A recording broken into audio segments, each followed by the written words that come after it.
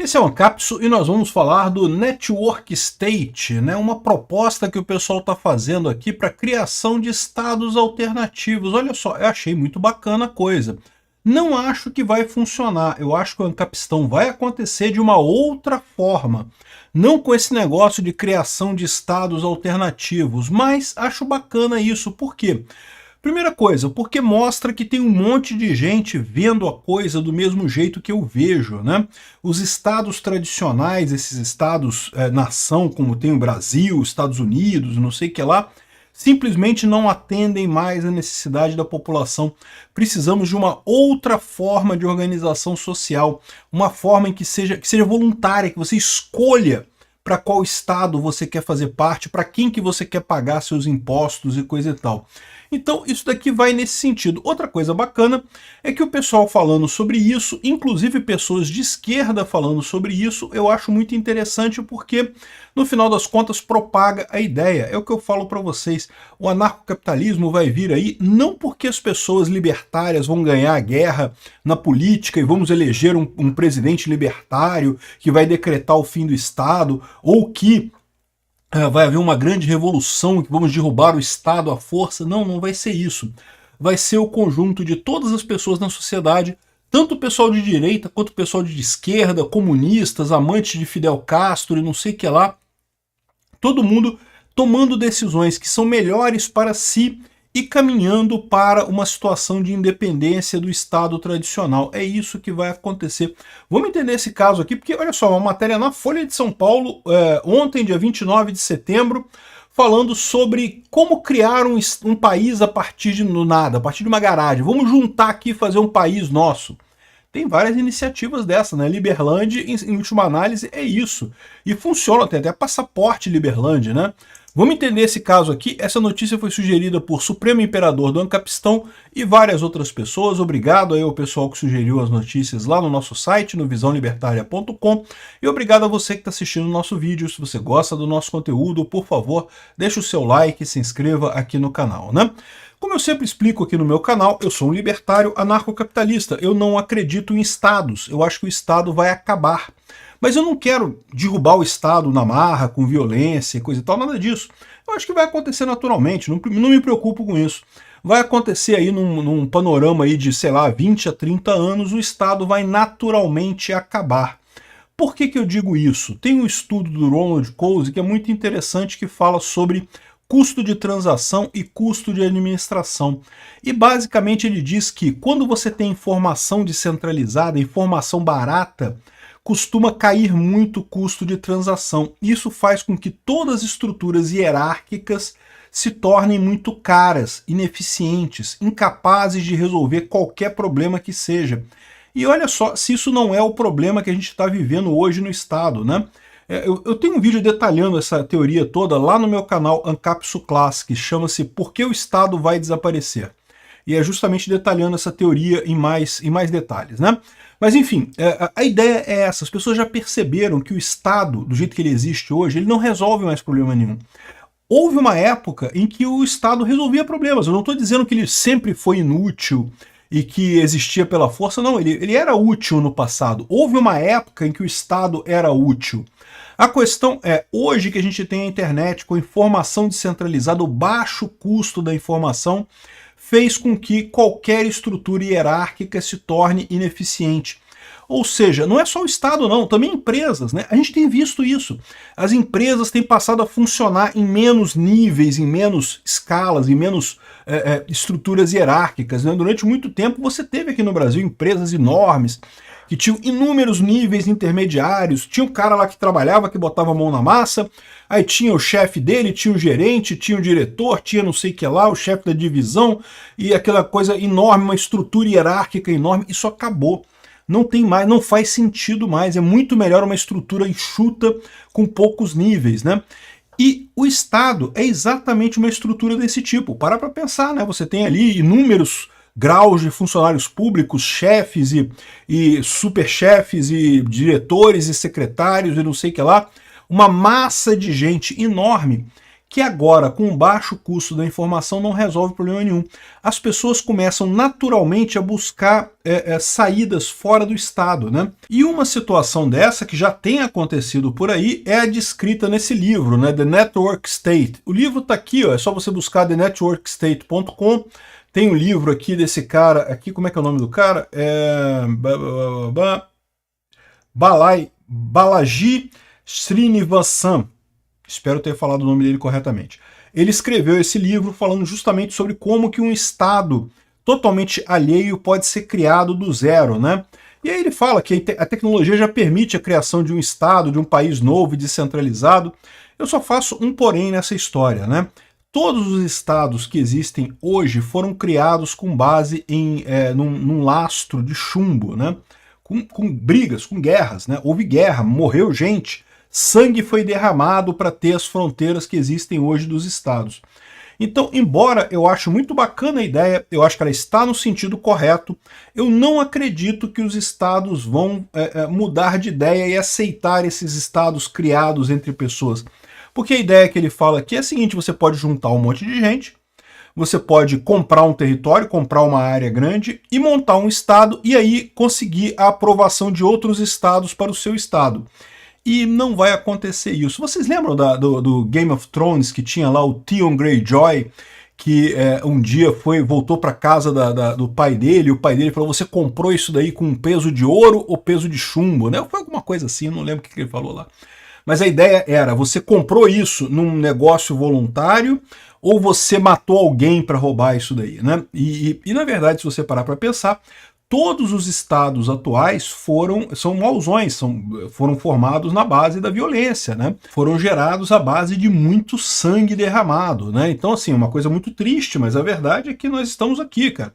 Qualquer pessoa que está viva hoje pode ter certeza que você é parte dos agressores. Você sabe disso, né? As vítimas não deixaram sucessores, tá?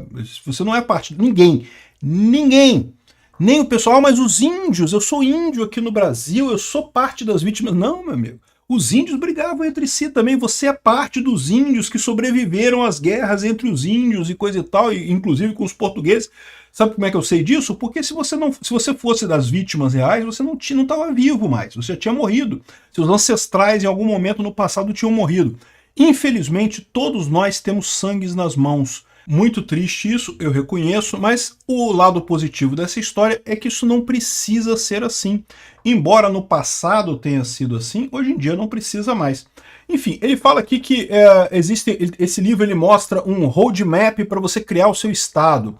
Você faz um grupo de pessoas, você faz uma constituição, né, um contrato social voluntário. Isso aqui que eu acho que é a parte fundamental dessa história. É o contrato social voluntário. Eu acho que essa é sim a grande novidade que em algum momento vai surgir no futuro aqui. Hoje, quando você nasce aqui no Brasil, você é obrigado a, entre aspas, assinar o contrato social brasileiro. Se você não pagar seus impostos, o pessoal vai correr atrás de você, vai te botar na cadeia, vai tirar dinheiro da sua conta do banco, vai fazer um monte de maldade contigo. Não importa se você concorda ou não com a Constituição brasileira, você é obrigado porque você nasceu aqui. Uma espécie de punição por ter nascido nesse país, né? Então, mas isso não é o ideal. O ideal é que você aceite aquelas regras. Por uma série de motivos. Primeiro, porque você aceitando aquelas regras, você tem menos interesse em romper aquelas regras. Se você aceitou elas voluntariamente, você não pode começar a sonegar uma vez que você aceitou aquelas regras, né? E a verdade é que todo Estado precisa de algum financiamento, precisa de alguma coisa para se manter. Então, é uma maneira interessante do Estado conseguir a contribuição das pessoas de uma forma mais efetiva. As pessoas aceitaram o Estado. Por outro lado, também garante que o Estado não vai ser exagerado, não vai começar o que acontece no Estado atual, de ter um monte de parasitas sentado lá em cargos que não servem para nada, ganhando dinheiro sem fazer porcaria nenhuma. É o que mais tem no Estado brasileiro aqui, um monte, não estou dizendo que são todos. Tem gente que trabalha no Estado brasileiro, eu concordo. Mas tem um monte de gente à toa, sentada, encostada, que está ali com um empreguinho arranjado por pechada política e coisa e tal. E aí isso fica inviável. Por quê? Porque se você tiver um Estado caro demais, as pessoas não vão querer fazer parte daquele Estado, porque aquele Estado é caro demais, né? É melhor ir para um Estado mais enxuto, um Estado que funcione melhor. Então é bom para todo mundo, é o futuro é esse. O futuro são estados em que você se associa livremente, não que você é forçado a fazer parte deles, né? Mas, de novo, aí ele fala aqui, ele cita, nesse caso aqui, o caso da Próspera, que é uma cidade lá em Honduras, né? E quando surgiu essa cidade lá em Honduras, muita gente falou, aí, olha só, Ancapistão, liberdade, não sei o que lá. E eu levantei a bola e falei, olha só, toma cuidado com isso. Esse tipo de coisa, a ideia é, o principal da coisa é ser voluntário.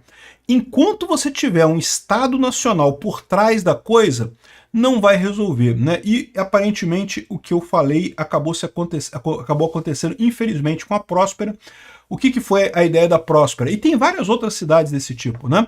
O governo de Honduras aceitou fazer uma cessão de uma área do país, a troco de muito dinheiro, para um grupo de empresários americanos, em que esses empresários fariam tudo ali. A segurança seria por conta deles, todos os serviços que um Estado normalmente fornece seriam fornecidos por esse grupo de empresários.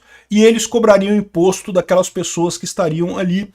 Então é quase como se fosse uma coisa autônoma fora do país, né? Eles pagaram uma grana para o governo de Honduras e pronto, mas dali dentro o imposto é mínimo, você tem respeito de contrato e coisa e tal, tem um monte de coisa bacana. Mas qual que é o problema desse tipo de arranjo, né? Imediatamente começou a surgir um monte de notícias lá na imprensa de Honduras falando sobre a pobreza no exterior da cidade de Próspera. Porque, lógico, você tem uma cidade agora que é uma cidade libertária, uma cidade com impostos baixíssimos, um monte de gente rica se mudando para lá, a economia começa a se desenvolver muito forte, só que o resto do país continua pobre, né? Porque continua tendo socialismo ali no resto do país, né? Aí o que naturalmente vai acontecer? Vai surgir um político que vai falar, olha lá, aquele pessoal ali paga pouco imposto, não pode? Embora tenham aceitado o contrato, coisa não pode, eles têm que fazer pagar o nível correto de impostos, tem que pagar o seu fair share, não sei o que lá, e coisa e tal, e entraram na justiça lá em Honduras, e a justiça deu ganho de causa para o governo, e a cidade próspera agora foi para o saco. Acabou a coisa toda, o contrato inicial foi invalidado, quem investiu dinheiro em Próspera, eu desejo muito boa sorte.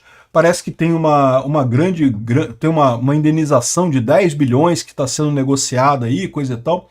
Vamos ver o que vai acontecer com isso, mas eu, sinceramente, Peter Turguniev, não acredito em soluções desse tipo, né?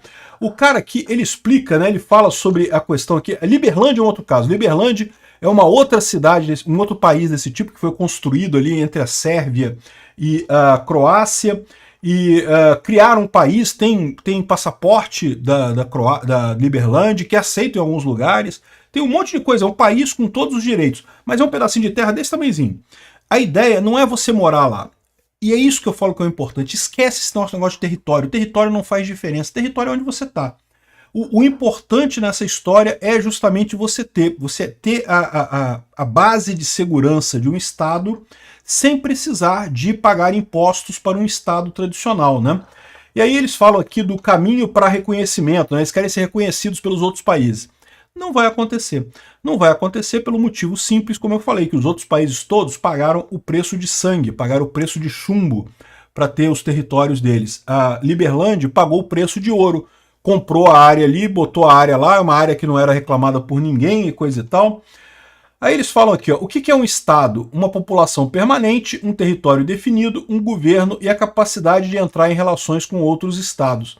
E a minha questão nisso daqui é que não tem jeito, nunca vai ser como o Estado atual. Os Estados atuais vão ser sempre coisas únicas que estão fadadas a serem ignoradas completamente. Tal como você tem várias outras áreas aí de influência e coisa e tal, que hoje em dia não querem dizer mais nada, mas que já foram importantes no passado. É isso, vai ser aquela entidade que não tem importância mais nenhuma. Isso vai ser o Estado. O grande ponto aqui é território. Por que precisa ter território definido? Se você tem uma população que faz parte do seu estado, tem um governo, tem a capacidade de entrar em relações com outros estados, tem toda a estrutura, todo o ordenamento jurídico acordado entre as partes que fazem parte daquele estado. Para que precisa de território? O território é a casa de cada um, é a propriedade de cada um, é onde cada um está, né? Então, acho uma besteira isso daqui, eu acho que essa é a evolução. Como que a gente vai chegar lá? Eu não creio que vai ser por network states ou por cidades como Próspera, ou mesmo por Liberland.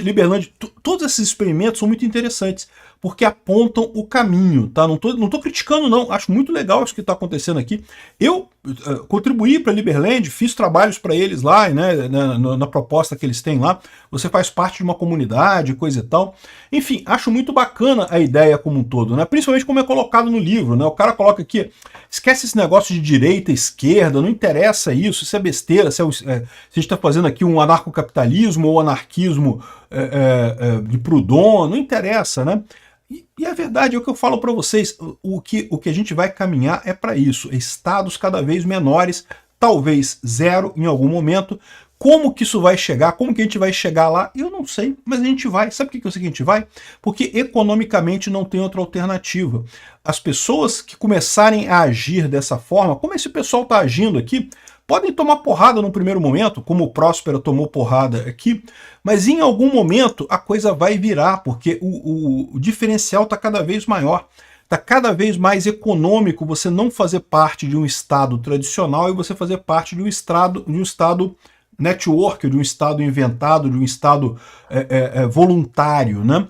Então, esse é o futuro, é ali que a gente vai chegar. Imagina um Brasil em que você tivesse dois governos, o governo do Lula e o governo do Bolsonaro. Ao invés de você ter que votar e um deles ganhar a parada, não, deixa pra lá. Quem gosta do tipo Bolsonaro de governar, você vai lá e assina um contrato com o Bolsonaro, você vai pagar imposto para o Bolsonaro, vai obedecer às leis do Bolsonaro e pronto. Se você gosta do Lula, você assina um contrato com o Lula, você obedece às leis do Lula, você paga os impostos cobrados pelo Lula. Pronto, ninguém precisa brigar. Ou seja, essa é a solução ideal no futuro, tá? E se você tem dúvidas sobre isso, vai lá no meu canal Ancapsu Classic que eu explico como é que isso pode funcionar muito fácil, né? E mais do que isso, não seriam só dois, né? Eu tô dando dois de exemplo para ficar fácil de entender. Poderia ter inúmeros governos no Brasil e você escolher qual governo que você quer, pagar imposto e obedecer às leis. Obrigado por assistir o vídeo até o final. Além de curtir, compartilhar e se inscrever no canal, considere se tornar patrocinador com valores a partir de R$ 1,99. Clique no botão Seja Membro abaixo para saber as condições e vantagens de patrocinar o canal. Mais informações sobre o nosso projeto, visite nossos sites indicados na tela.